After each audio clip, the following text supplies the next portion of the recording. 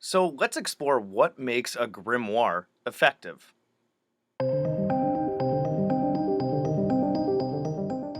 So while I was brainstorming, I was kind of inspired to make this video because the Simon Necronomicon itself does get a lot of trash talk.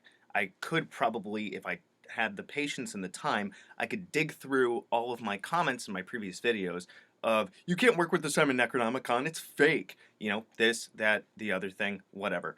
So let's talk about what makes a grimoire effective. So the efficacy of grimoires. So I got notes. I'm prepped. Anywho, so let me ask you something first, right? How do you make a peanut butter sandwich? Have you guys ever done this experiment or done this kind of thing? How do you make a peanut butter sandwich? Some people might start off with, you know, are you at home and you're hungry? Some people might start off with just grabbing stuff out of the kitchen, not even talking about whether or not they're hungry. Some people might start off at the grocery store and what you get. But the end result at the end of the day is you have a plate with a peanut butter sandwich. Hopefully, if you're civilized enough to have a freaking plate, even depends on how you cut it or whatever. Crust, no crust.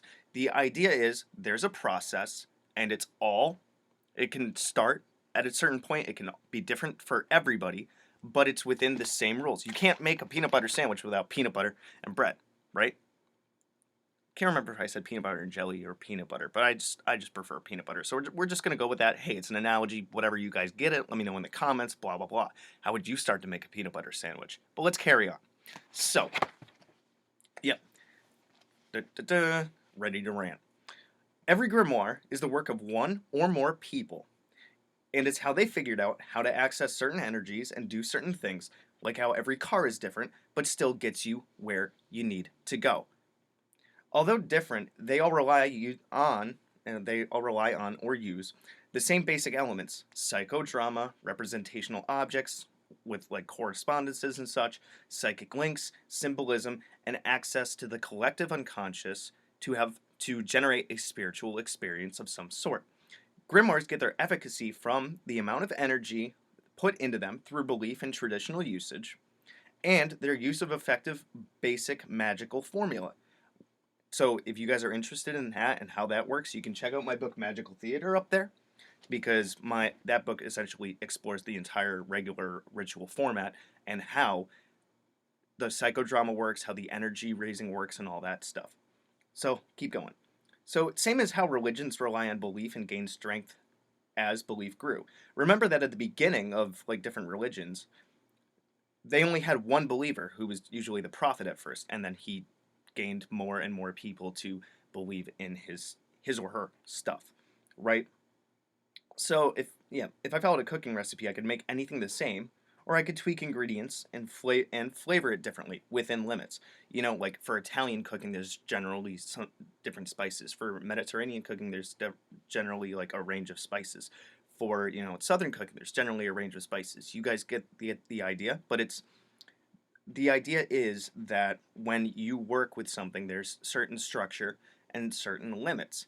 You have to have the psychodramatic component, you have to have the ritual aspect, you have to have certain elements of like timing and different um just different scripts and such, but they all pretty much follow the same kind of format, whether you are going to focus on like self-transformation, connecting with nature, evoking a spirit or something. You need these specific elements, and every grimoire that's written, and any like I don't want to say legit because that's a slippery slope given this topic, but the most effective grimoires have all of those elements to make that psychodramatic space, to activate the energies, to create some kind of change and some spiritual experience. The Simon Necronomicon has it in the way that you have the ritual structure, you have the chants and prayers, you have the different tools and such. Like, this is kind of like my ceremonial magic video, right?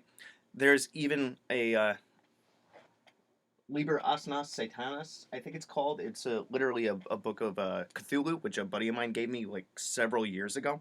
You can, even the where there's like a ritual structure in that. So Cthulhu, essentially, in that book, right? That's on H.P. Lovecraft's Cthulhu, which, slippery slope once again. But Cthulhu, in the H.P. Lovecraft sense, not in the Necronomicon Cthulhu or Man from Cutha sense, the H.P. Lovecraft one, is a fictional character.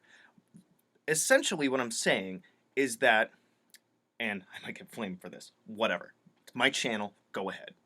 But you could create an effective working magical system as long as you have certain elements and certain structures that all these grimoires have on something that is fictional. Like, I'm a huge Zelda nerd, all right? Working with the goddess Hylia and stuff, I could effectively make a psychodramatic structure and ritual working with certain energies and such, and I could have a spiritual experience out of it. Why? Because I'd be accessing certain levels of the collective unconscious through all the associations and things that I activate through the ritual format, and it would generate a spiritual experience.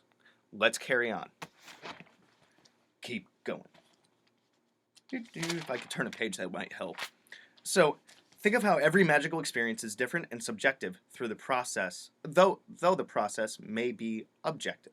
So, meaning everybody that works with a given grimoire, like everybody that's worked with the Simon Necronomicon and has done the gatewalking, yeah, they've gone through the same process, but they all have a different spiritual experience. What I've experienced in the different gates is completely different from what my buddy over the Black Tower experienced. We actually talked about that in one of our interviews, I think, right? And even though, so you have that specific process, but each individual result is different. Think about this. Go in the comments right now and describe to me what blue looks like. Huh? Did you write something yet? Because we can take a sec. Or you could pause it. I'll continue. Just ponder that, because the way I describe it, and I'm not talking about describe it in wavelength numbers and stuff. Don't get technical with me. I'm talking about that actual feeling and the way that you can personally describe it, not scientifically, right? It's different for everybody, the same as any magical/spiritual experience. Yeah, so given that we each experience reality in our own way and through our own filters, anything can become a spiritual vehicle. I just mentioned the Legend of Zelda stuff. And the spiritual vehicle we're talking about right here is grimoires. So all grimoires were written by people based on their experiences and the ways that they found to access a certain spiritual experience through a format that they created, following specific guidelines and specific formulas. It's like in science, how we have to, and in physical reality, we have to function within certain limits. I would love to fly, but I can't. I would love to blink upstairs. If you guys know what blinking is, let me know down in the comments. I would love to blink upstairs right now and pop down here. That might help for getting things in the future. Poof. Blinking, apparating, get it?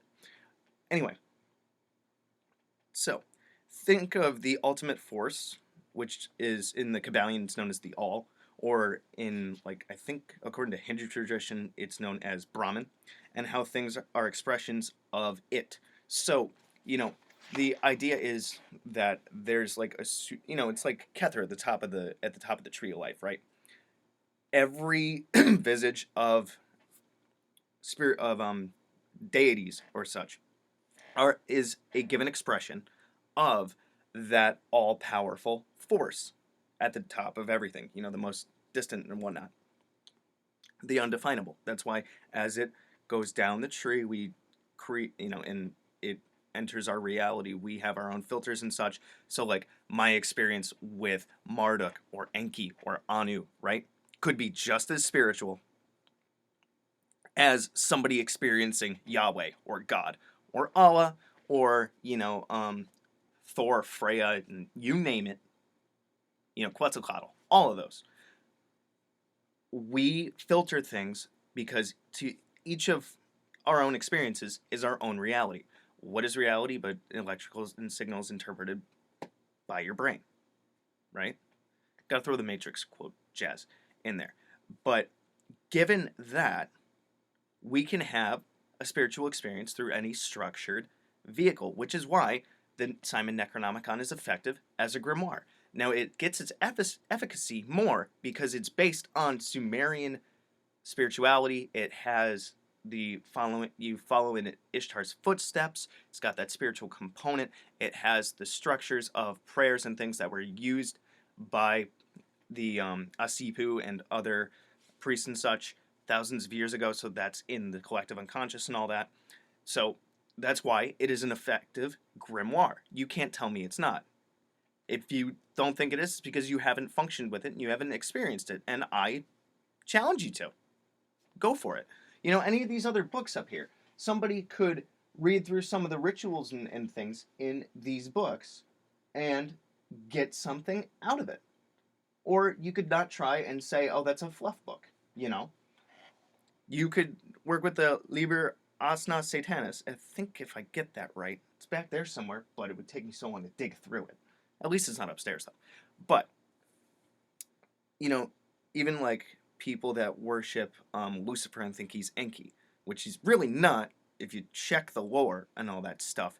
But because of the structure that they use and the beliefs that they have, it functions because it comes through their filters that way, and they have that spiritual experience. The same thing with working with like the Goetia or any other grimoire. They are all effective. You are following in the footsteps of the person that wrote it, which activates the collective unconscious, and your belief allows you to access those energies through the given structure. By the way, if you want to learn more about like the limits and structure of magic, you can also check out Magical Mechanics up there, which is a great one. Or you guys can wait until my 5th book comes out, because that's actually a combination of those two, which is pretty dope sauce. Actually, it would be my 6th book at this point. Huh, I lost count. Anyway, that's a project in the works. I think I mentioned it in a previous video before. But magic is individual to each person, which is why grimoires can work. Like one of my buddies, the Black Tower, right? He says that the Bible is an extremely powerful grimoire if you use it effectively. I personally can't see how that works, right? It's a combination of a bunch of books voted on and selected by people, specifically in the Council of Nicaea and all that stuff, if I got my facts right. Check me on that one. But I can't see how that would function, mainly because of my disdain for that kind of stuff. But somebody else could use it in a magical context and have an amazing experience with it. Great. You have to remember that magic is an individual experience, and it can function as long as it's within certain parameters. The same thing is you can literally cook anything as long as you follow certain rules, which determines whether or not you're going to burn your house down or if it's going to taste good, you know? You know, sometimes a hodgepodge soup is great, but if you throw the wrong things in there, it's going to be nasty. So I hope that these analogies and things really kind of help to flesh out my point on how grimoires are individual spiritual vehicles that we can use, and how the Simon Necronomicon is a very good example of one. So let me know down in the comments, and you can connect with me on all of my other social media and stuff, which you can find the information for at the end of this video. So yeah, I really want to know what you guys think. Good hunting. Thanks for watching my video. So if you want to check out my playlists, I have, among others, the Simon Necronomicon, the Tree of Life, General Magic, Tulpamancy, a playlist on my books, the elements, stones, the theories that govern magic, and the gods and goddesses of Mesopotamia. If you want to check out my books on Amazon, I have Creating Consciousness, Magical Mechanics, Magical Theater, Handy Sigil Magic, and The Guide to the Spheres and Beyond. You can also find me on Facebook at Magickology YT.